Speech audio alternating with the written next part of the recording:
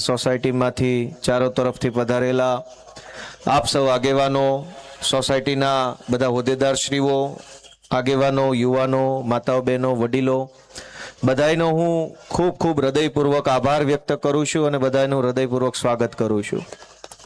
આ સાથે મંચ ઉપર બેઠેલા અમારા આમ આદમી પાર્ટીના સુરતના સૌ યોદ્ધાઓ, અમારા આગેવાન સુરત શહેરના માનનીય શ્રી રામભાઈ ધડુક, માનનીય ધર્મેશભાઈ ભંડેરી, પાયલબેન, અમારા મહિલા અધ્યક્ષ નીતાબેન, અને હંમેશા જે કોઈ પણ બાબત હોય એમાં હંમેશા 24 કલાક 108ની જેમ આમ આદમી પાર્ટી અને લોકોના કામ માટે હાજર હોય એવા અમારા રજનીભાઈ વાઘાણી, આ બધાય આગેવાનો, આ વિસ્તારના કોર્પોરેટરો, માનનીય મહેશભાઈ અને અન્ય સાથીઓ, રચનાબેન, બધાયનો હું આભાર વ્યક્ત કરું છું। અને મોડું થઈ ગયું છે એટલે વાત ઝડપથી આગળ વધારું છું। કામરેજથી અમારા તાલુકા પંચાયતના નેતા જેડીભાઈ કથિરિયા, પહેલા જ્યારે હું નવો આમ આદમી પાર્ટીમાં હતો ત્યારે બે નામ બોલીએ તો આખું સ્ટેજ આવી જતું। હવે ભગવાનની દયા થઈ છે કે સ્ટેજ ઉપર સંખ્યા સારી એવી થઈ ગઈ છે ને સામે સારી એવી સંખ્યા થઈ ગઈ છે। પેલા હેઠે વાળા કે ઉપર વાળા કે બધા એકના એક જ હતા। નક્કી કર્યું કે તમે બે આ વખતે ઉપર બેસજો, અમે સામે બેસશું। કેમ કે એ દિવસો હતા આમ આદમી પાર્ટીના। લોકો એમ માનતા હતા કે તમારું કાંઈ નહીં આવે, તમે ખોટે ખોટા મથો છો, તમને મતય નહીં મળે, ગુજરાતમાં ત્રીજી પાર્ટી નથી હાલતી, આ તમે બધા જે ધંધા કરો છો એ બંધ કરી દેજો, અમારું તો કોઈ પત્રિકા પકડવા તૈયાર નહીં।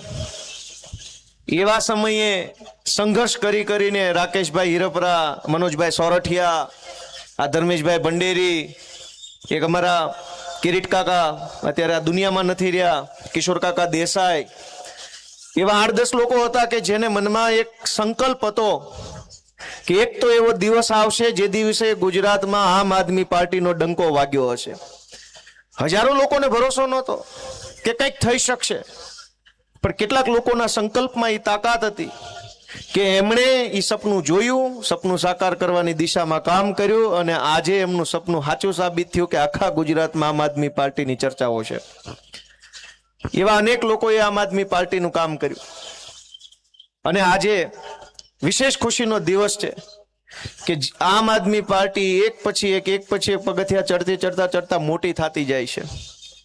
આજે રિંકલબેન પોશા આમ આદમી પાર્ટીમાં જોડાયા છે, એનું હું પહેલા તો આમ આદમી પાર્ટીમાં હૃદયપૂર્વક સ્વાગત કરું છું। અને અમારી પાર્ટીની શક્તિ વધી, બળ વધ્યું, તાકાત વધી। આ તો પાર્ટી શિક્ષણની પાર્ટી છે, અને શિક્ષણ માટે જેમણે વાસ્તવિક સંઘર્ષ કર્યો હોય, સહન કર્યું હોય, ભોગવ્યું હોય, પીડા વેઠી હોય, એવા ઘડાયેલ વ્યક્તિ કાળુભાઈ અને એમના ધર્મપત્ની રિંકલબેન, બંનેનો સહયોગ આમ આદમી પાર્ટીને મળવાનો છે એ અમારા માટે બહુ ગર્વની બાબત છે। રિંકલબેનનું હાર્દિક સ્વાગત કરું છું। એમની સાથે જે કાંઈ બહેનો, ભાઈઓ, આગેવાનો, જે કોઈ લોકો આમ આદમી પાર્ટીમાં આવ્યા છે એ બધાનું સહર્ષ સ્વાગત છે। દોસ્તો, આપણે એક વાત વિચારવી પડશે કે આ 30 વર્ષ થઈ ગયા ગુજરાતમાં, આપણે જ બધાએ મત આપી અને ભાજપની સરકાર બનાવી। 30 વર્ષનો હિસાબ મારી અને વિચાર કરીએ કે આ 30 વર્ષમાં આપણા જીવનની અંદર બદલાવ આવે એવો કયો ફાયદો સરકાર તરફથી આપણને મળ્યો। આજ તમે હારા ઘરમાં કે ફ્લેટમાં રહેતા હશો તો તમે લોન લઈને રહેતા હશો, કોઈ ધંધો ખોલ્યો હશે તો લોન લઈને ખોલ્યો હશે, ગાડીઓ હારી હશે તો લોન લઈને લીધી હશે, છોકરા કોઈ હારી કોલેજમાં કે વિદેશમાં ભણતા હશે તો લોન લઈને ભણતા હશે। સરકારમાંથી સીધો ફાયદો મળ્યો હોય અને તમે ખુશ થઈ ગયા હોય એવા 10 મુદ્દા આજે આ 30 વર્ષ પછી આપણને પ્રાપ્ત નથી થયા। બટન બધાએ દબાવ્યા, મત આપ્યા, પૈસા આપ્યા, જ્યાં સન્માન સમારોહમાં આપણને માણસો બતાવવા બોલાવ્યા ત્યાં સન્માન સમારોહમાં હાજરીઓ આપી। 30, 40 વર્ષ સુધી એક જ પાર્ટીને મત આપ્યા પછી આજ આપણા માટે શું છે? હું હમણાં રજનીભાઈ વાત કરતો હતો કે ગયા 2021માં જ્યારે કોર્પોરેશનની ચૂંટણી આવવાની હતી ત્યારે આ ચોકમાં ચાપડી સભા થઈ હતી, અને એ વખતે આ કઠોદરા ગામ અને આ વિસ્તાર નવો કોર્પોરેશનમાં ભેળવવામાં આવ્યો હતો, અને એ વખતે ભાજપના નેતાઓએ આંબલી બતાવ્યા હતા કે કોર્પોરેશનમાં ભળી જશો એટલે અહીંયા તો અમેરિકા જેવો માહોલ થઈ જશે। આ તો મહેશભાઈની અને રચનાબેનની મહેનત છે કે 4 હારા રોડ બન્યા, એ સિવાય આ વિસ્તાર કોર્પોરેશનમાં ભળ્યો એનો તમને શું ફાયદો મળ્યો? કોઈ દવાખાનું આવ્યું, શાળા તો રિંકલબેનની મહેનતથી કાળુભાઈ જેલમાં ગયા એટલે બની છે, એમાંય કોઈ ભાજપ વાળાએ માથે લેવાની જરૂર નથી. રોડ હારા બન્યા તો મહેશભાઈની મહેનતથી બન્યા. હવે આ આખો કઠોદરા વિસ્તારમાં આ કોર્પોરેશનમાં ભેળવવાનો ફાયદો કોઈ ભાજપ વાળા મને 5 ફાયદા ગણાવે. કોર્પોરેશનમાં નહોતા તો આટલું નુકસાન ગયું હતું, જો આવ્યા તો આ 5 ફાયદા કોઈ ગણાવે તો આ સ્ટેજ ઉપરથી મારે ચાલુ ભાષણ હેઠે ઉતરી જવું છે. કોઈ 5 ફાયદા તો બોલે કે કઠોદરાને કોર્પોરેશનમાં નાખ્યું તો વેરો વધ્યો, એ સિવાય શું વધ્યું? વેરો વધ્યો અને ત્રાસ વધ્યો સરકારી માણસોનો. પેલા ટૂંકમાં પતતું હતું ગ્રામ પંચાયતમાં, એ લાંબુ થવા માંડ્યું. પેલા અહીંથી આવકનો દાખલો નીકળતો હતો, હવે ત્યાં ઠેઠ જવું પડે છે. દોસ્તો, આ પરિસ્થિતિ ગુજરાતમાં લોકોની થઈ છે. પણ અત્યાર સુધી તો એવું હતું કે વિકલ્પ નહોતો, અને વિકલ્પ નહીં હોવાની મજા ભાજપ વાળાએ બરાબરની લીધી. આપણી એને ખબર હતી કે પબ્લિક ક્યાં જશે, એની પાસે કોઈ ઓપ્શન જ નથી, અમને જ મત દેવાના છે. પણ હું તમને વિનંતી કરવા આવ્યો છું કે તમને એમ લાગતું હોય કે હવે વિકલ્પ છે તો આ વખતે ચૂંટણીની અંદર ચૂકતા નહીં, હાવણો મારી દેજો, જેટલો ફાવે એટલો હજડબમ હાવણો મારી દેજો. દોસ્તો મિત્રો, વિચાર કરો, હમણાં સન્માન સમારોહનું અહીંયા આયોજન થયું. આખા ગુજરાતની સરકાર અહીંયા આવી સન્માન લેવા માટે. તમને મત દીધા આટલા વર્ષ, ટેક્સ દીધો, પૈસા દીધા, રક્તદાન કરી કરીને લોહી પીવડાવ્યું, પછી બાકી રહી ગયું તો સન્માન લેવા આવ્યા અહીંયા. લોહી દીધું છે ને, ઘણા આમાં જ લોહી દીધું છે. આવતીકાલે રાષ્ટ્રીય બુટલેગર દિવસ છે, કોઈને ખબર છે? ખબર કોઈને? આવતીકાલે રાષ્ટ્રીય બુટલેગર દિવસ છે, એની ઉજવણી નિમિત્તે રક્તદાન કેમ્પ રાખ્યો છે. બુટલેગરના માનમાં લોહી આપો. મિત્રો, હું તો ભલે આપણે હસીએ છીએ, પણ હું તો તમને વિનંતી કરવા આવ્યો છું કે કેવી રીતે આપણું જીવન કેવું છે. એક બાજુ ભણતર ગણતરનો જમાનો છે, શિક્ષણનો જમાનો છે, અને આપણા વરાછા વિસ્તારમાં કોઈ કોલેજના ઠેકાણા નથી. હજારો છોકરાઓએ બસની અંદર ઘેટા બકરાની જેમ ભરાઈને ક્યાં છે ભણવા જવું પડે છે. સરકારથી એક સ્કૂલ નહીં બનતી હોય. નરેન્દ્ર મોદી અહીંયા રાજપીપળામાં આવ્યા તો 50 કરોડનો ખર્ચો કર્યો, ટેન્ટમાં, જમવામાં, અને ગાડીઓમાં, રોડમાં વગેરેમાં. ચૈતરભાઈ વસાવાએ આખું કૌભાંડ ખુલ્લું પાડ્યું. એક નેતા આવે તો 50 કરોડ રૂપિયાનો ખર્ચો કરવાની શક્તિ સરકાર પાસે છે, તો 100 કરોડનો ખર્ચો કરીને વરાછામાં કે કામરેજમાં, સરથાણામાં, લસકાણામાં કોલેજ નહીં ખુલી શકતી હોય, એક શાળા નહીં ખુલી શકતી હોય સાયન્સની? પણ એને ખબર છે, એક શાળા ખોલો કે ન ખોલો, સ્કૂલ ખોલો કે ન ખોલો, આ દવાખાના બનાવો કે ન બનાવો, આ બધા હિન્દુ મુસલમાન કરશું ને ચૂંટણી ટાણે તો બટન દબાવી જાય બીકમાં માર્યા કે દવાખાનું ભલે ન બને. વર્ષોથી દોસ્તો આવું હાલતું રહ્યું છે. અને એટલે અમે તમને વિનંતી કરવા આવ્યા છે કે જરાક બધા પોતાનો આત્મા જગાડે, અમારું ન વિચારે. હું તો કતાર ગામમાં એક ચૂંટણી હારી ગયો તો એમનામ લોઢાનો થઈને પડ્યો રહ્યો, વળી વારો આવી ગયો. અમે હિંમત ન હાર્યા. હું હારી ગયો તો અમારું શું નુકસાન ગયું? અને અમારું કોઈ નુકસાન ન ગયું હારી ગયો તોય. પણ તમે વિચારો કે ભાજપની સરકાર જીતી ગઈ, એનો ફાયદો જનતાને શું મળ્યો? જનતાને એનો કોઈ ફાયદો ન મળ્યો. જનતા આજે રીબાઈ છે. રત્ન કલાકારોને હીરામાં હમણાં મંદી આવી, બહુ માહોલ મજબૂત થયો, રત્ન કલાકારોમાં નારાજગી આવી, તો પેકેજ જાહેર કર્યું, રત્નદીપ શિક્ષણ સહાય યોજના, કંઈક 12-13 હજાર રૂપિયા ફી ભરવાની. કોકને કંઈક મળ્યું, બાકી કોઈને કાણી કોડી મળી નથી. ફોર્મના નામે બધાય 200-500 નો ખર્ચો કરીને બેઠા છે. આ કાર્ડ લાવો ને ઓલું કાર્ડ લાવો ને અંગૂઠો લાવો ને સિક્કો આવો ને એફિડેવિટ આપો ને બાબલાન ફોટો ને બાબલાન મમ્મીન ફોટો ને એના પપ્પાન ફોટો ને દાદાન ફોટો બધું ચોંટાડીને એક થપ્પો કરીને ફાઇલ આપી. પૈસા ક્યાં? તો કે પૈસા આવે ત્યારે દેશું. દરેક યોજના આવી છે કે એક થપ્પા તમારે ફાઇલો કરીને આપવી પડે. પૈસા ક્યાં? તો કે પૈસા દેવાના છે નહીં. મિત્રો, આપણે આપણો આત્મા જગાડવો પડશે. આપણે મનને પૂછવું પડશે કે આપણે આ શું કરી રહ્યા છીએ. આ સરકાર આપણા મતથી કેવી રીતે બને છે? રામભાઈ હમણાં એની વાતમાં વાત કરતા હતા, શિક્ષણ મંત્રી બન્યા પણ અહીંયા આમ ન કર્યું, તેમ ન કર્યું. આરોગ્ય મંત્રી છે, આમ ન કર્યું, તેમ ન કર્યું. મારે તમને સાચી વાત આ જાહેરમાં હું કહેવી કે ગાંધીનગરમાં આ લોકોની આબરૂ શું છે? કોઈ વેલ્યુ નથી આ લોકોની. આખા ગુજરાતમાં ભાજપમાંથી ચૂંટણી જીતેલાઓની ગાંધીનગરના બજારમાં એક પટાવાળાથી વિશેષ પાવલીની વેલ્યુ થતી નથી. આ વાસ્તવિકતા છે ને. એક વખત નહીં, હું 100 વખત જાહેર સ્ટેજ ઉપરથી બોલ્યો છું. કોઈ કેબિનેટ મંત્રી એમ નથી કીધું કે હું પટાવાળો નથી. આવી જાય ગોપાલ મારિયારે ડિબેટમાં, ક્યાંથી કે મેં 10 વખત કીધું કે આ પટાવાળા છે, આની કોઈ ઓકાત નથી. એનું કોઈ ગાંધીનગરની બજારમાં 5 પૈસાનું વજન પડતું નથી. મંત્રી બંત્રી બધું બનાવ્યું છે, પણ ફોટા પડાવવાના, સ્માઇલ આપવાની, સરસ મજાના DSLR કેમેરાથી સ્માઇલિંગ ફેસ વાળા ફોટા કરીને મૂકવાના ટ્વિટર પર કે આજે જનસંપર્ક કર્યો, હું કામ કર્યું પૂછતા નહીં. દોસ્તો, કેવી સરકાર છે તમે વિચાર કરો કે મંત્રી તંત્રી ધારાસભ્યો કોઈનું સરકારમાં કશું જ ઉપજતું નથી. આ વાત 1,00,000% છે. 10 વખત બોલ્યો તો કોઈએ મારી વાતનું ખંડન નથી કર્યું. હું ખોટો હોઉં તો 10 મંત્રી મારા વિરુદ્ધ મોરચો ન કાઢે. ગોપાલ ઇટાલિયા મુર્દાબાદ કેમ ન બોલ્યા? બધાને ખબર છે પોતે પટાવાળા છે, આ તો પાટીલની દયાથી ને ઉપરથી બનાવ્યા છે. લઈ લો, ખિસ્સા ભરાય એટલા ભરો, બાકી આપણને ક્યાં કઈ ખબર પડે છે.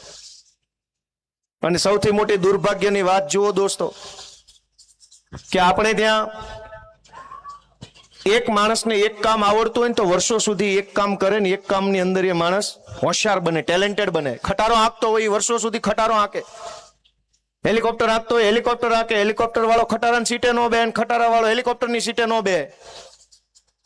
એક માણસ 1.5 વર્ષ પહેલા શિક્ષણ મંત્રી હોય, 1.5 વર્ષ પછી આરોગ્ય મંત્રી થઈ જાય, પાછો 1.5 વર્ષ પછી પાણી મંત્રી થઈ જાય. એક માણસમાં આટલી બધી કળા છે, આટલી બધી કળા ભરી છે, આટલું બધું આવડે છે. ને દુનિયામાં જે વૈજ્ઞાનિકો છે એને એક વસ્તુની શોધ કરી તો જિંદગી પૂરી થઈ ગઈ. ભાઈ, જેણે થોમસ આલ્વા એડિસન વીજળીનો ગોળો શોધ્યો, એક વીજળીનો ગોળો શોધ્યો તો વૈજ્ઞાનિકની આખી જિંદગી પૂરી થઈ ગઈ. ખાલી એક ગોળો શોધી કે વૈજ્ઞાનિક હતો તોય. આ લોકો એવડા મોટા મહાપુરુષો પેદા થયા છે, 1.5 વર્ષે બધું આવડવા માંડે છે. તમે વિચાર તો કરો દોસ્તો કે આ સરકાર છે કે સર્કસ? તમે અમારી આમ આદમી પાર્ટીની ચિંતા કરો ન કરો, ગોપાલભાઈ ઇટાલિયા હારી જશે જીતી જશે એની ચિંતા ન કરો. તમારા મતથી જે માણસો ચૂંટાય છે એ ન્યા સંગીત ખુરશીની રમત રમે છે, એના સર્કસમાંથી નવરા થાય તો તમારું કંઈક કલ્યાણ કરશે. એટલું તો વિચારો. એ એનામાંથી નવરા નથી થતા. એક સરકારની અંદર કેવડો મોટો વિભાગ હોય, જેમ કે શિક્ષણ વિભાગનો દાખલો લઈએ તો શિક્ષણની અંદર પ્રાથમિક શિક્ષણ, માધ્યમિક શિક્ષણ, ઉચ્ચ શિક્ષણ, ટેકનિકલ શિક્ષણ, પ્રૌઢ શિક્ષણ. હવે એ પાછા આટલા વિભાગ તો મુખ્ય વિભાગ. એ મુખ્ય વિભાગની અંદર શિક્ષણનો બાંધકામ વિભાગ અલગ, શિક્ષણનો મહેકમ એટલે કે કર્મચારી વિભાગ અલગ, શિક્ષણનો પગારનો વિભાગ અલગ, શિક્ષણનો ભરતીનો વિભાગ અલગ, શિક્ષણના નિવૃત્તિ પછી પેન્શનનો વિભાગ અલગ. એની અંદર એ પાછો ખરીદીનો વિભાગ અલગ. શિક્ષણની અંદર ખરીદીનો વિભાગ તો કે કોમ્પ્યુટર, ચોપડા, ઇન્ફ્રાસ્ટ્રક્ચર ખરીદી વિભાગ અલગ, તોડવા ફોડવાનો વિભાગ અલગ, જૂની સ્કૂલ તોડી પાડવી છે તો એનો વિભાગ અલગ, કોર્પોરેશનની શાળાનો વિભાગ અલગ, નગરપાલિકાની શાળાનો અલગ, જિલ્લા પંચાયતની શાળાનો વિભાગ અલગ, પ્રાઇવેટ શાળાનો વિભાગ અલગ. એક શિક્ષણ વિભાગની અંદર આટલા વિભાગ આવે તો આ મહાપુરુષો એટલા બધા જ્ઞાની છે કે 1.5 વર્ષ બધું શીખી જાય. દરેક શાળાની અંદર એક વિષયનો એક શિક્ષક હોય, બીજો વિષય નથી ભણાવી શકતો. એવડી મોટી દુનિયા છે. ગણિતનો શિક્ષક અંગ્રેજી નો ભણાવે, અંગ્રેજીનો શિક્ષક પર્યાવરણ નો ભણાવે. બધાને બધી ખબર છે કે એક માણસને એક કામ જ આવડે, 100 કામ ન આવડે તો એ મહાપુરુષ કહેવાય. સરકારને આપણી કોઈ ચિંતા નથી. તમે જુઓ ઘડીક આને કે ચંદુન નહીં મગનને બનાવો, મગનને નહીં રમેશને બનાવો, એને કામ આરે લેવા દેવા નથી, ખાના ભરવા આરે લેવા દેવા છે. શિક્ષણ પ્રત્યે ગંભીરતા હોત તો કોઈ શિક્ષણ આવડતો એવો માણસ મૂક્યો હોત, આરોગ્ય પ્રત્યે ગંભીરતા હોત તો આરોગ્ય આવડતો એવો માણસ મૂક્યો હોત. દોસ્તો, સરકારને નથી શિક્ષણની ગંભીરતા, નથી આરોગ્યની, નથી પાણીની, નથી વીજળીની. એને એક જ વસ્તુની ગંભીરતા છે કે અમારી સામે ન પડે એવા ગાંડા ગોતીને મંત્રી બનાવી દો એટલે રળ્યા કરે, એમને બોલે નહીં કાંઈ મૂંગા મૂંગા. કેપેબલ માણસને આગળ ન આવવા દેવાનો. આપણા માટે કોઈ મંત્રી નથી બનાવતા, જનતાની સેવા કરવા નથી બનાવતા. ઘણાય દોસ્તો, હું તો તમને વિનંતી કરવા આવ્યો છું, નાનો માણસ છું. આજ વિસાવદરના ખેડૂતોના આશીર્વાદથી ધારાસભ્ય તરીકે મને જવાબદારી મળી છે એટલે જરાક મોટો લાગુ છું ગામમાં, પણ હું નાનો માણસ છું. અમે અમારી વેદના કહીએ છીએ કે ક્યાં સુધી લોકો આત્મા નહીં જગાડે. પોતાની મનને પૂછે બધા કે પહેલાના જમાનામાં આ સુરતમાં જે આખા દેશમાંથી જે માણસ અહીંયા આવતો ને એનું ઘર હચવાઈ જતું, ઘરનું પેટ ભરાતું. ઘરનો એક આદમી હીરા ઘસતો તો ઘર આખું હાલી જતું. એક જમાનામાં બહેનો ઓલું એને શું કહેવાય જમાડવાનું ઘરે કરતા, લોજિંગ. ઘરે 10, 20, 30, 40 વ્યક્તિઓને રોટલા ખવડાવે, એનું ઘર હાલતું ને લોજિંગ કરી કરીને મકાનો લીધા, સોનું લીધું, છોકરા પવણાવવાના દાખલા આ સુરતમાં છે. એક જમાનો એવો હતો, પછી બધાને એમ થયું કે નહીં આમાં નથી મજા આવતી, ભાજપ લાવો, લાવ્યા ભાજપ. ઘરમાં હોય એટલા કમાય છે ને તોય અત્યારે ઘટતા હોય છે દર વખતે. તે દિવસે 2 જણા કમાતા, બેન લોજિંગ કરતા, ભાઈ હીરા ઘસતા, આખું ઘર ખુશ ખુશ રહેતું. આજની પરિસ્થિતિ શું છે કે જીવનમાં માત્ર 2 કામ પૂરા કરે ને ત્યાં માણા આથમી જાય છે. આથમી જાય મતલબ ઉપર વયો જાય છે. એક ઘરનું ઘર લઈ લે સુરતમાં અને એક દીકરો કે એક દીકરી પવણાઈ દે, 2 પ્રસંગ ઉકેલે ને ત્યાં માણસ આખો ઉકલી જાય છે. એવી હારી સરકાર આપણે ત્યાં આવી છે. ત્રીજું કામ નથી કરી શકાતું. પેલા આપણે બધાની ત્રીજી પેઢીએ 10-10 છોકરાઓ, ભાઈઓ બહેનો, ફઈઓ ફુવા, મામા માસીઓ, કેટલા ભાઈઓ છે. બધાનું પોહાણ હતું, બધાનું ભરણ પોષણ થઈ જતું, લગ્ન થઈ જતા, સોનું દેવાઈ જતું, આણું થઈ જતું, કરિયાવર બધું જ થતું. એક સંતાન પવણાવો ને એક ઘરનું ઘર સુરતમાં લઈ લો તો આખો માણસ ઉકલી ગયો, આખી પેઢી પૂરી થઈ જાય આટલી અમથી વાતમાં. શું કામ? ચારો તરફ ભાજપના માણસોએ લૂંટ મચાવી છે, લૂંટ. આ તમામ જમીનોના ભાવ ખોટી રીતે ઊંચા કરવામાં આવ્યા. ટીપીના નામે 40% જમીન કાપી લે. બચેલી જમીન ઉપર બધો બોજ આવે. બિલ્ડરને મોંઘું પડે એટલે બિલ્ડરને ઘરે થોડું મોંઘું પડે, એ તો લેનારા ઉપર મોંઘું પડે. અને દોસ્તો એ તો ઠીક છે, આ વડોદરામાં દર ચોમાસામાં પૂર આવે, પાણી ભરાઈ જાય છે. જુનાગઢની અંદર ચોમાસામાં પૂર આવ્યું, પાણી ભરાઈ ગયું. આ કઠોદરા વિસ્તાર નવો ડેવલપ થાય છે, આખી ખાડી બિલ્ડરોએ દબાવી દીધી અને કોઈ કહેનારું નથી. બિલ્ડિંગો તો બની જશે, કોક માણસ આખી મહેનત મજૂરી પરસેવાની કમાણી લગાવીને 25 લાખનો એક ફ્લેટ લેશે. ફ્લેટ તો શિયાળે કે ઉનાળે લેશે ને ચોમાસે ખબર પડશે 25 લાખના ફ્લેટની હેઠે પાણી ભરાય છે. ક્યાં ફરિયાદ કરવાની? દોસ્તો આપ કોઈ કહેવા વાળું નથી, કોઈ રોકટોક કરવા વાળું નથી. હમણાં હું ગયો તો સિટીમાં, એટલા બધા ટ્રાફિક પોલીસ વાળા ઉભા હતા, જેની તેની ગાડીઓ ઉઠાવી જતા. મને એમ થયું કે અત્યારે નથી બોલવું, સરકાર આવે ત્યારે કહેશું. જેમ ભાવે એમ રોડ ઉપર પાર્કિંગ વગરના બિલ્ડિંગો બનાવી નાખ્યા, એ કોઈ ન દેખાણા. આખું બિલ્ડિંગ ગેરકાયદેસર ઉભું હોય, પાર્કિંગ ન હોય, બેઝમેન્ટ પાર્કિંગ ન હોય, બેઝમેન્ટના પાર્કિંગની જગ્યાએ દુકાન બની ગઈ હોય તો કોઈને વાંધો નથી, તમારી ગાડી ત્યાં ન મૂકતા, નકર ઉઠાઈ લો, એ ગેરકાયદેસર છે. એનો અર્થ એવો કે ગાડી પાર્ક કરવું એ ગેરકાયદેસર છે, બિલ્ડિંગ બનાવવું કાયદેસર છે. શું કામ? ભાજપના નેતાને પૈસા આપીને બનાવ્યું છે, એમનામ થોડું બનાવ્યું છે. તો મારે એવું કેવું છે કે ભાઈ અહીંયા ભાજપની ઓફિસ કામરેજ ખુલી છે, એના મહિનાને પાસ કાઢી દો, ગાડી ગમે ત્યાં પાર્ક કરવાનો, 3000 આપો, ગમે ત્યાં પાર્ક કરી દો. દોસ્તો કઈ હાલત હાલે છે કે જનતાને લૂંટી લેવા સિવાય કોઈ વાત નહીં. બિલ્ડરો અહીંયા પેલી ખાડી દબાવીને બાંધકામ કરે, ત્યાં લૂંટી લે, કોર્પોરેશન વાળા આમ લૂંટી લે, પોલીસ આમ લૂંટી લે, આવકના દાખલા વાળા ખૂણામાં લઈ જઈને લૂંટી લે. કરવાનું હું? કરવાનું હું? દોસ્તો હું વારંવાર વિનંતી કરું છું કે આ અમારો વિષય નથી. ગોપાલભાઈ ઇટાલિયા કે રજનીભાઈ કે રામભાઈ ધડુકનો કોઈ નુકસાન નથી. અમે તો લડનારા લોકો છે અને અમે લડીએ છીએ જનતા માટે. તો ખોટી એફઆઈઆર થાય છે, સાચી એફઆઈઆર કરાવવા માટે થઈને આખો સમાજ અત્યારે મુખ્યમંત્રીને મળે છે અને ખોટી એફઆઈઆર ઉભા થઈ જાય અમારા ઉપર. અમારા રાજુભાઈ કરપડા અને પ્રવીણભાઈ રામ અત્યારે જેલમાં છે. શું કામ? તો કે ખેડૂતો માટે અવાજ ઉઠાવ્યો એટલે. બોટાદની અંદર કડદો થયો, અવાજ ઉઠાવ્યો, વિરોધ કર્યો, 307 લગાવીને જેલમાં પૂરી દીધા. વિસાવદરની અંદર ટેકાના ભાવે મગફળી ખરીદીમાં ખેડૂતો પાસેથી પૈસા માંગતા હતા, અમને ખબર પડી. મેં હરેશભાઈને ત્યાં અવાજ ઉઠાવવા, વિરોધ કરવા મોકલ્યા. હરેશભાઈ ઉપર 307 લગાવીને અત્યારે જેલમાં પૂર્યા જુનાગઢની. જે માણસ બોલે એની ઉપર એફઆઈઆર, જેલમાં પૂરી દો. દોસ્તો અમે આખી જિંદગી જેલમાં રહી તો કાંઈ થાય એમ નથી, અમે ઘડાઈ ગયા છીએ. પણ જનતા પોતાનું વિચારે કે આ સરકાર આવી રહેશે, તમારા માટે લડનારા લોકોને જેલમાં પૂરી દેશે, તો જનતા કોના ભરોસે અવાજ ઉઠાવી શકશે? ક્યાં જઈને બોલવાનું? કોની પાસે અવાજ સાંભળવાનો? અને કેવી રીતે સરકારી તંત્રનો ભયંકર ખોટો દુરુપયોગ થાય છે એનો દાખલો તમને લાઈવ સંભળાવો હમણાં. એટલી હદે ખોટું થઈ રહ્યું છે કે કોઈ કહેનારું નથી, કોઈ પૂછનારું નથી, કોઈ જોનારું નથી. બધા હિન્દુ મુસલમાન ભાજપ, હિન્દુ મુસલમાન ભાજપ, બટન દબાવો કરો, ભલે જે થવું હોય થાય. તમને બધાને યાદ હશે કે અમરેલીમાં પાયલબેન ગોટીનું સરઘસ કાઢવામાં આવ્યું. યાદ છે કે નહીં બધાને?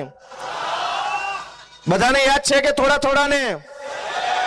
તે દિવસે એવું થયું કે પોલીસે ભાજપના એક નેતાની ફરિયાદ લખી અને ફરિયાદમાં એવું લખ્યું, લાવો તો કાગળ, કઈ હદે ખોટું કરવામાં આવે છે. ભાઈ પટ્ટો કમરે પહેરવા આપ્યો છે, ગળામાં પહેરવા નથી આપ્યો. પણ ઘણાને એવો શોખ છે કે ના ના હું ગળામાં પહેરીશ, મારે હર્ષ આપેલો છે. તારા હર્ષ અંકલ કી 80 કી 83 27 આવા દે, ગળાના પટ્ટા અમે તમને પહેરાવશું વ્યવસ્થિત રીતે. એવું થોડું હોય. હર્ષ અંકલે પટ્ટો આપ્યો, હું ગળામાં પહેરીશ, કમરે નહીં પહેરું. આ હું તમને કાંડ કહું કે કેવા કાંડ થઈ રહ્યા છે. ગળામાં પટ્ટા પહેરીને ટોમી બની ગયા કેટલાક લોકો. અમારા ચૈતરભાઈ ઉપર ખોટો કેસ કરે, પ્રવીણભાઈ ઉપર ખોટો કેસ કરે, મારા ઉપર કરે, રજનીભાઈ ઉપર કરે. દોસ્તો આ નુકસાન અમારું નથી. તમે જોજો કે આ કેઈ હદે ખોટું થઈ રહ્યું છે. અમરેલીમાં FIR થઈ કે પાયલબેન ગોટી, અશોકભાઈ માંગરોળિયા, મનીષભાઈ વઘાસિયા અને જીતુભાઈ ખાતરા, આ 4 લોકોએ ભેગા મળી અને એક નકલી લેટર બહાર પાડ્યો. આવી જતી ને ફરિયાદ, યાદ છે બધાને? આ FIR થઈ રાત્રે 12 વાગે.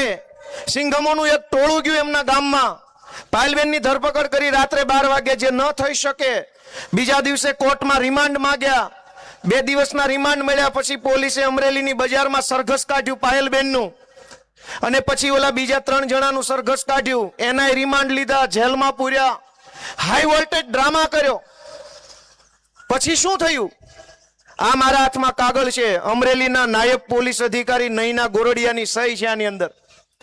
અમરેલીના DYSPએ અમરેલીના જજને, ચીફ જ્યુડિશિયલ મેજિસ્ટ્રેટને એવું લખ્યું કે અમરેલી સિટી પોલીસ સ્ટેશનની ફલાણા નંબરની FIR માં આરોપી પાયલબેન અશ્વિનભાઈ ગોટી રહે ફલાણા ગામ, તેમના વિરુદ્ધમાં પૂરતા પુરાવા નથી અને આરોપીનું નામ ભૂલથી આવી ગયેલું છે, માટે આ ભૂલથી નામ થયું છે એ કાઢી નાખજો અને અમે અહીંથી કાઢી નાખીએ છીએ. બાપા સીતારામ. ભૂલથી આરોપીનું નામ આવી ગયું, રિમાન્ડ માંગી લીધા, સરઘસ કાઢી લીધું, પટ્ટા મારી લીધા, બદલો લેવાઈ ગયો એટલે કોર્ટમાં લખીને આપી દીધું કે આ તો ભૂલથી આવી ગયું તું. હી. તમે દિલ ઉપર હાથ રાખીને વિચારો કે તમારી દીકરી આરે આવું કરીને પછી પાછળથી કહી દેતો કે હી ભૂલથી આવી ગયું. આ વ્યાજબી વાત છે? જે દિવસે FIR લખાય તે દિવસે તમે નહોતા જોઈ શકતા કે સાચું છે કે ખોટું? ચેક કરી શકાય એમ હતું. બધી ખબર હતી કે ખોટું છે, પણ ટોમી તો ટોમી છે ભાઈ. હર્ષ અંકલ બોલે ટોમી, ટોમી કે પાયલને પકડી લાવું.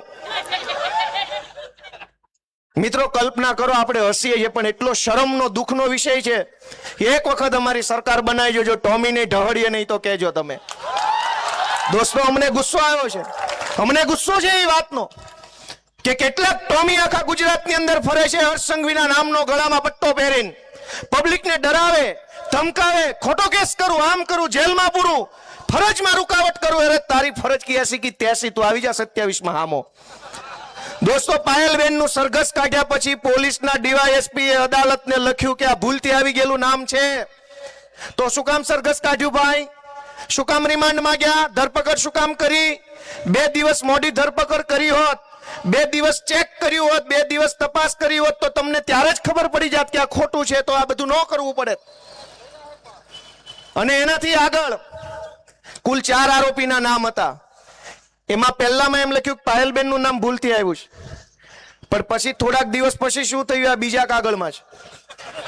આ બીજા કાગળમાં સાયબર ક્રાઇમ પોલીસ સ્ટેશનના PI ની સહી છે અને એણે એવું લખ્યું છે કે આ કેસ હકીકતની ભૂલ વાળો છે, એટલે કે અમારાથી ભૂલ થઈ ગઈ છે, એટલે આરોપી મનીષ વઘાસિયા, આરોપી જીતેન્દ્ર ખાતરા અને આરોપી અશોક માંગરોળિયા વિરુદ્ધ તપાસ દરમિયાન કોઈ પુરાવો મળ્યો નથી, એનું નામ પણ ભૂલથી આવી ગયેલું છે, માટે કાઢી નાખવું. બાપા સીતારામ. દોસ્તો વિચાર કરો, 4 આરોપીના નામ ભૂલથી આવી ગયા, 4 આરોપી વિરુદ્ધ પુરાવા નથી, તો મૂળ કેસનું શું થયું? ઓલો લેટર કોણે લખ્યો હતો? અને લેટર લખ્યો તો એ સાચો હતો કે ખોટો હતો? પાયલબેન અને 3 પુરુષ 4 આરોપી હતા, 4ના નામ ભૂલથી આવી ગયા એવું પોલીસે ઓફિશિયલ લખીને કોર્ટમાં આપી દીધું. તો ગુનો કોને કર્યો? સરઘસ શું કામ કાઢ્યું? રિમાન્ડ શું કામ લીધા? તો કે અત્યારે જે ભાઈ હર્ષ સંઘવીના ભાઈબંધ જે મંત્રી બન્યા છે એને બદલો લેવો તો આ 4 લોકો હારે, એટલે ટોમીને કીધું કે જા ટોમી, પાયલબેન અને ઓલા 3 ને પકડીને સરઘસ કાઢીને કેસ કરીને ખોટા કેસમાં જેલમાં નાખી અને બદલો લેવાઈ જાય પછી લખીને આપી દેજે, હી છૂટી ગયા. દોસ્તો, કાયદાનો કેટલો ભયંકર દુરુપયોગ છે તમે જોયું. આ હદ છે, પોલીસ સ્ટેશનોની હાલત આ છે. તમે વિચારો કે કેમ લડવાનું અને કોણ લડશે, આ બધું વ્યાજબી છે કે ગેરવ્યાજબી? તમારી શેરીમાં સોસાયટીમાં ભાજપના પેજ પ્રમુખ રહેતા એને પૂછો કે ભાઈ તારી બેન દીકરી હારે આવી ઘટના બનશે ને પાછળથી પોલીસ હી કરશે ગમશે? આ હાટું પોલીસ સ્ટેશન ખોલ્યા છે કે ગમે એની ઉપર ગમે એવો ખોટી FIR ને પાછળથી હી ભૂલ થઈ ગઈ, પુરાવો નથી, ખોટી રીતે નામ આવી ગયું, માફ કરજો, સોરી, તો આવી જાય કેબિનેટ મંત્રી સ્ટેજ ઉપર, હું 2 લાફા મારીને હી ભૂલ થઈ ગઈ. હાલ છે એવી રીતે? ભાજપના કેબિનેટ મંત્રીને 4 લાફા સ્ટેજ ઉપરથી મારીને પછી હી હકીકતની ભૂલથી લાફો મરાઈ ગયેલ છે, જે દરગુજર કરવા વિનંતી. તો હાલ છે? હાલ છે કે નહીં હાલે? આપણી બેન દીકરીનું સરઘસ કાઢ્યું અને અદાલતમાં DYSP લખીને આપ્યું ભૂલ થઈ ગઈ.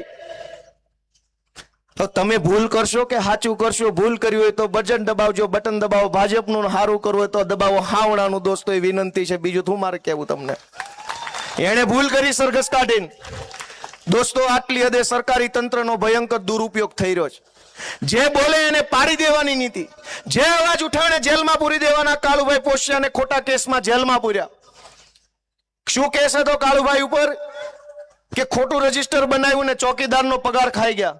અરે, તમારી પાર્ટીનો ચોકીદાર આખો દેશ વેચવા કાઢ્યો, પકડો, જેલમાં પૂરો જો તમારા મોકાત હોય તો. તમારી ભાજપ પાર્ટીનો ચોકીદાર આખો દેશ વેચવા કાઢ્યો, અડધું વેચી નાખ્યું. છે કોઈની હિંમત? કોઈની હિંમત નથી ચોકીદારને ચોર કહેવાની. પણ જે કાળુભાઈ, જે રિંકલબેન શિક્ષણ માટે લડાઈ લડ્યા, આગેવાની કરી, એટ્રોસિટીના કેસમાં જેલમાં પૂર્યા એમને. હરેશભાઈ સાવલિયા, અમારા જુનાગઢ જિલ્લા પ્રમુખ, એટ્રોસિટીના કેસમાં જેલમાં. કાયદાનો દુરુપયોગ થઈ રહ્યો છે મિત્રો. હું તો એક નાના દીકરા તરીકે તમારી પાસે એક વિનંતી કરવા આવ્યો છું કે અમારી તો તોય ચિંતા ન કરતા, જે જુલમ હશે ભોગવી લેશું, પણ આ વિપક્ષની દિવાલ નહીં વધે, આ વિપક્ષનો ટેકો નહીં વધે, તે દિવસે ભાજપનો રાક્ષસી પંજો તમારા ગળા સુધી આવશે. અત્યારે અમે આડશ છીએ, આ બધા આ આડા ઉભા છે જનતાની. ભાજપનો પંજો પહેલો અમારા ઉપર પડે, અમે જ નહીં હોઈએ, આ લડનારા લોકો નહીં હોય, આ પાર્ટી નહીં હોય, આ વિપક્ષ નહીં હોય, તો એ તો ખૂની પંજો છે. એ તો હડકાયું કૂતરું છે, હવે લોહી ભાળી ગયું છે, એ તો ગમે એને બટકા ભરી જાય. મિત્રો, મારી તમને વિનંતી છે કે આપણે જરાક જાગીએ, વિચારીએ. ગઈ ચૂંટણીમાં કોર્પોરેશનમાં તમે ખૂબ સરસ આશીર્વાદ સહકાર આપ્યા.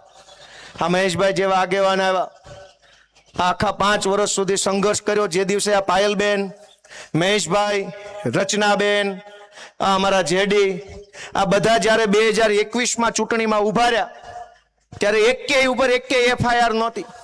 આજે બધા ઉપર હાથા FIR થઈ ગઈ છે. શેની? લૂંટ કરવાની નહીં, બળાત્કારની નહીં, ચોરીની નહીં, રેતી કાઢવાની નહીં તાપીમાંથી. કામરેજના, કતારગામના, વરાછાના, સુરતના લોકો માટે લડવાની હાથા FIR આ બધા ઉપર થઈ ગઈ છે. 5 વર્ષમાં આટલું મેળવ્યું એમણે. અને દોસ્તો, જે ભાજપમાંથી નેતા બને છે એ શું મેળવે છે તમે જાણો છો. આ લોકો શું મેળવ્યું? જેલમાં ગયા, અનેક વખત માથા ફૂટી ગયા, તમે બધાએ બધું જોયું છે. અને છતાંય આટલા જુલમ પછી આ આખી ટીમ, આ અમારી પાર્ટી, આ નેતાઓ જનતા માટે લડાઈ લડે છે. તો તમારા આશીર્વાદના હકદાર ખરા કે નહીં? એ 7-8 જણાએ હા પાડી, એનો ખૂબ ખૂબ આભાર ભાઈ. બધાએ હા નથી પાડી. દોસ્તો, ખૂબ મુશ્કેલ સમય છે ગુજરાતના ઇતિહાસમાં. મારી તો ઉંમર 36 વર્ષ છે. જેની મારા કરતા ડબલ ઉંમર હોય યાદ કરે કે તમે છેલ્લે ક્યારે એવું સાંભળ્યું હતું કે ધારાસભ્યને જેલમાં પૂર્યા?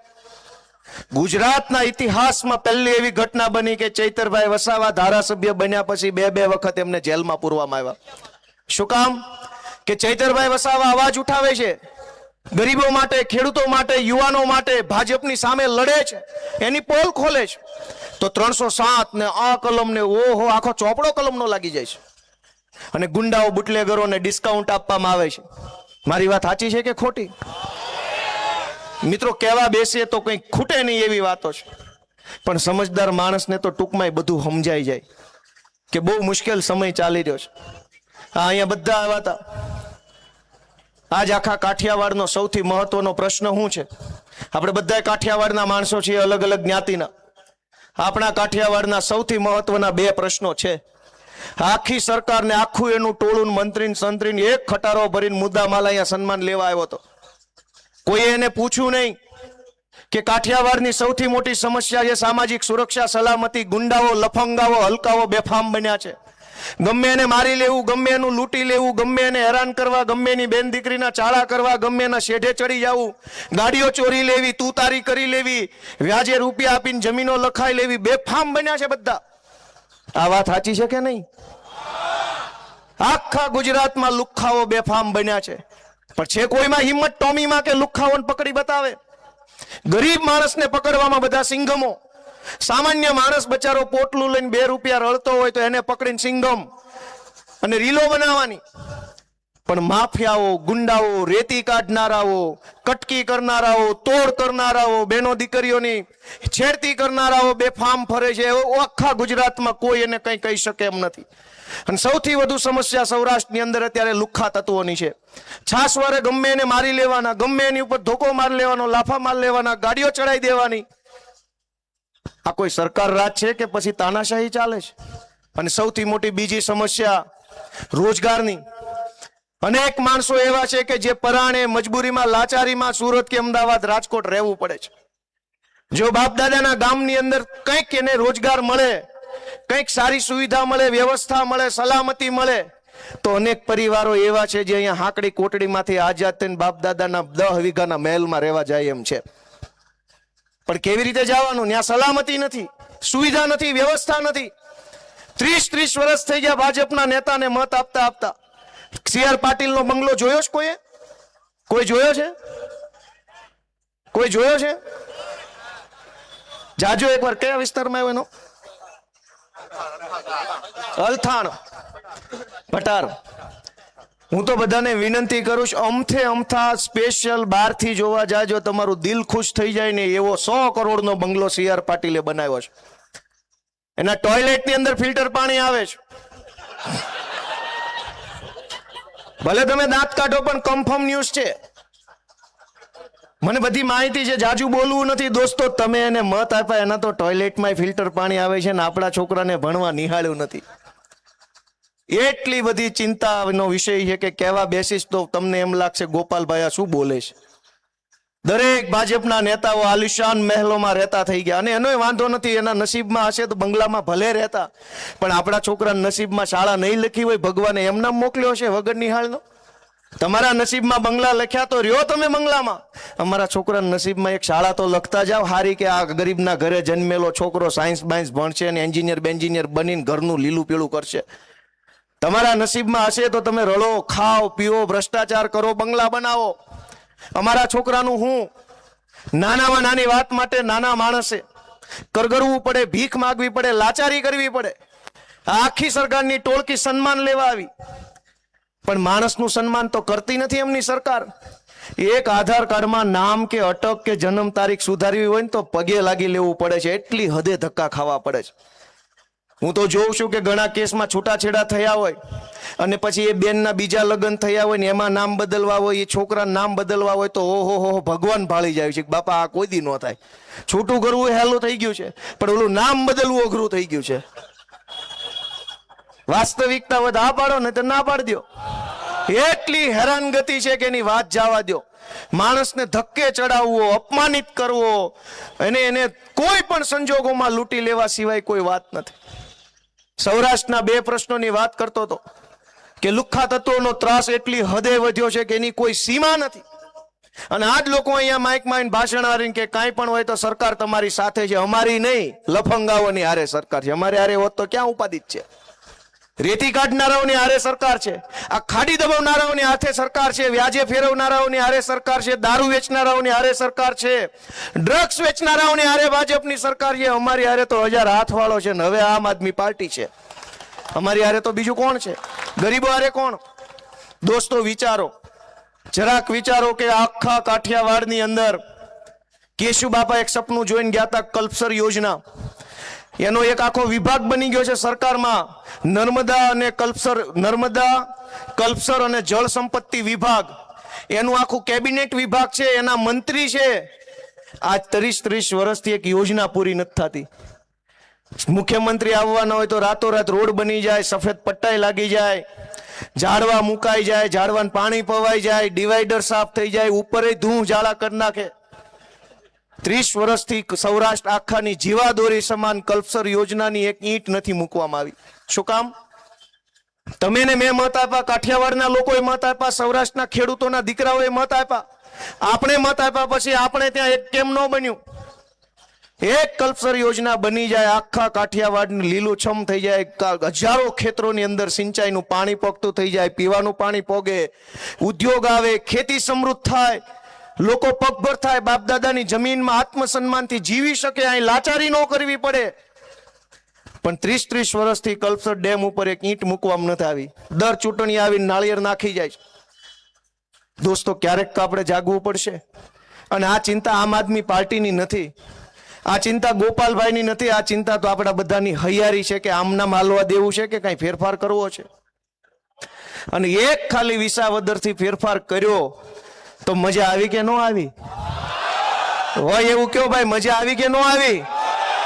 એક સીટમાં આટલી મજા આવે તો એકની અનેક થાય તો કેવી મજા આવે? એક સીટમાં તો આટલી મજા અમને આવી ને એને આવે છે, અને એ દોડતા થયા છે. અને જેને પોતાના બાપના પેટ પડીને કામ ન કર્યું હોય ને, જીવે ત્યાં સુધી કામ ન કરી શકે. ગોપાલ ઇટાલિયા વિસાવદરની ચૂંટણી જીત્યો, એ પછી ગુજરાત આખાની જનતાની અંદર એક હિંમત આવી, એક આશા આવી, એક ભરોસો આવ્યો. અને ભાજપને એમ લાગ્યું હોય કે હારું નાનું પબ્લિક છટકી રહ્યું છે આપણા ચુંગાલમાંથી, આપણી માયાજાળમાંથી, અને ગોપાલભાઈની પાર્ટી હારે જોડાઈ રહ્યું છે, તો ભાજપ વાળાએ કામ કરવું પડે. પણ કામને બદલે ગામડે ગામડે સન્માન સમારોહ ચાલુ કર્યા છે. અમદાવાદમાં સન્માન સમારોહ, રાજકોટમાં, એટલે સન્માન નહીં, હવે તો કામ કરો. ગોપાલભાઈ જીત્યા પછી સન્માન સમારોહ ચાલુ કર્યા. શેનું સન્માન? લૂંટી લીધા પ્રાઇવેટ શિક્ષણમાં એનું, દવાખાનામાં લૂંટ્યા એનું, કે ટોલ નાકે લૂંટ્યા એનું, કે આ ડ્રગ્સ વેચાવીને અમારા દીકરાઓને બરબાદ કર્યા એનું, કે આ મંદીમાં ભવડી નાખ્યા એનું? શેનું સન્માન?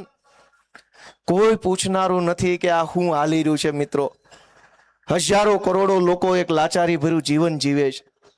કેટલાય લોકો એવા છે ખાવાની સમસ્યા છે, ખાવાના પૈસા નથી. આજે મને એક ફોન આવ્યો, એ કે અમારા ઘરે ઘઉં નથી, તમે કંઈક કરો. મેં તો ફોન, મારી પાસે રેકોર્ડિંગ છે પણ સંભળાવવું નથી. મેં ફોન ઉપાડ્યો કે ફલાણા ગામથી ફલાણા ભાઈ બોલું છું, મારા ઘરમાં ઘઉં નથી કાકા, તમે કંઈક કરો, ધારાસભ્ય છો તો.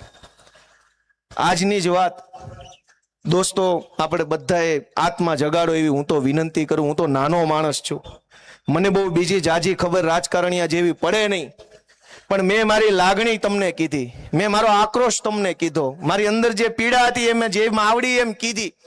અમારો કોઈ સ્વાર્થ નથી, અમારી કોઈ લોભ લાલચ નથી. જો લોભ લાલચ હોત, પૈસા વાળું બનવું હોત તો ઊભું ડોકું હલાવવી એટલી વાર છે, ટેકાના ભાવે લઈ લે એમ છે. પણ અમારું ડોકું ઊભું ન હલે, અમારું ડોકું આડું હલે છે કે નહીં, ચોરના પેટના ને મૂકવાના નથી, નહીં નહીં નહીં, અમારું ડોકું આડું હલે. અને જેને ઊભા ડોકા હલાવ્યા એને લઈ લીધા છે ને ગોડાઉનમાં મૂકી દીધા છે. જ્યારે જેવો જોશે એવો બહાર કાઢશે. ગોડાઉન આખું ભરી લીધું છે. અમારું ડોકું દોસ્તો ઊભું ન હલે, અને આવા ચોરની સામે ઊભું ન હલે. અમારે ડોકું તો આડું હલવા વાળું ડોકું છે કે ખોટું હશે ને વિરોધ તો થાય, વટથી થશે ને જેવો કરવો હશે એવો થશે દોસ્તો. પણ તમારા આશીર્વાદ નહીં હોય તો અમે શું કરી શકવાના? તમે કયો શું કરી શકવાના? તમારા પ્રેમ, તમારા આશીર્વાદ, તમારા હાથની જરૂર પડશે. અમારા માથા પર તમારો હાથ હશે તો અમારું ઉપજ છે, નહીતર શું કરી શકવાના? આ રામભાઈ ધરુક અડધી રાતનો હોકારો છે આપણા કામરેજ વિસ્તારનો, 108 જ છે એ એક પ્રકારની. પણ ચૂંટણી ટાણે મત ન મળે, હારી જાય. આ તો સારું કહેવાય કે રામભાઈ 2 ચૂંટણી હાર્યા પછી હિંમત નથી હાર્યા, છતાંય દોડે છે. જ્યારે બોલાવો, જ્યાં બોલાવો, જે કઈ ઊભા હોય છે. આ ધર્મેશભાઈ ભંડેરી, આ બધા જ માણસો લડે છે, તમારા આશીર્વાદની આશા રાખીને આવ્યા છે. ચૂંટણી આવશે ત્યારે બધાય આવશે, આખું રામટોળું ઉતરશે, ભાજપનું, નામથી કોંગ્રેસનું, બધા આવી જવાના છે. પણ તમે ન્યાય કરજો, તમે નિર્ણય કરજો. તમારી અદાલતમાં અમારો કેસ અમે ખુલ્લો મૂક્યો છે. હવે આવતી ચૂંટણીએ તમે અમારા તરફ ચુકાદો આપજો એવી તમને ન્યાયાધીશોને હું અપીલ કરું છું. કેમ કે ભાજપની સરકારની અદાલતોમાં તો વર્ષો વયા જાય કેસનો નિકાલ થવામાં. તમારી અદાલત છે એ પાકી અદાલત છે, બટન દાબ્યું નથી, ચુકાદો આવ્યો નથી. આ અમારી ઉપર જથ્થાબંધ કેસ કર્યા છે. ઈ અદાલતમાં તો 10 વર્ષ વયા જાય, અમારા છોકરા હાથે મોટા થઈ જાય ત્યારે જ નિર્ણય નહીં આવે. વિસાવદરની અદાલતમાં ગોપાલભાઈનો કેસ મૂક્યો, ગબ કરતું રિઝલ્ટ આવ્યું. કમ્પ્લેટ ગોપાલભાઈ કમ્પ્લેટ છે, રેડી લ્યો મારો સિક્કો. આવ્યું કે ન આવ્યું? અને ઈ અદાલતમાં રિઝલ્ટ આવ્યું, જોંટો ક્યાં સુધી લાગ્યો? છે જ ઝટકો લાગ્યો ને. તમારી અદાલતમાં જો રિઝલ્ટ સારું આવશે તો ફાયદો તમને મળવાનો છે. દોસ્તો, અમે તો કઠડામાં ઉભા છીએ જનતાની અદાલતના ન્યાય નિર્ણય તમે કરો એવી અમારી આશા છે. બધાને એવું વિનંતી કરું છું કે કોઈ પણ પ્રકારનો કંઈક વાદ વિવાદ હોય, કંઈક અમારી કંઈક ભૂલચૂક થઈ ગઈ હોય, ભાઈ અમે નાના માણસ છીએ, કાંઈ 3 પેઢીના રાજકારણીયા છીએ નહીં, ખોટું બોલવામાં ફાવટ આવી ગઈ હોય. જેવું આવડે એવું બોલીએ છીએ, સાચું સાચું બોલીએ છીએ. ખોટું બોલવું નથી, ખોટું કામ કરવું નથી, પૈસાવાળું બનવું નથી. અને છતાંય અમારાથી કાંઈ ભૂલ થઈ હોય, ચૂક થઈ હોય, કંઈક નાનું કામ ઓછું થયું હોય, કંઈક વધુ થયું હોય, કંઈક તમે ઈચ્છા રાખી હોય એવું ન થયું હોય, તો એ બધી ભૂલને દરગુજર કરી અમને માફ કરીને એકવાર ભાજપને સાફ કરો ને એવી મારી તમને બધાને વિનંતી છે. દોસ્તો, આ બધાએ ખૂબ 5 વર્ષ સુધી સંઘર્ષ કર્યો છે. રિંકલબેનના આવવાથી અમારી હિંમત વધી, બળ વધ્યું. લડનારા એક યોદ્ધા મળ્યા એટલે સૈનિક આરે સૈનિક ભળે તો સૈનિકોનું મનોબળ ને બળ બેય વધે. એટલે રિંકલબેનનો ફરીથી હું સ્વાગત કરું છું. આ કઠોદરા વિસ્તારના સૌ આગેવાનો જેણે આ મિટિંગમાં સફળ બનાવવામાં રસ લીધો, ભાગ લીધો, હાજરી આપી, બધાયનો હૃદયપૂર્વક આભાર. અને આપ સૌએ આટલી શાંતિથી મારી વાત સાંભળી એ બદલ બધાને 2 હાથ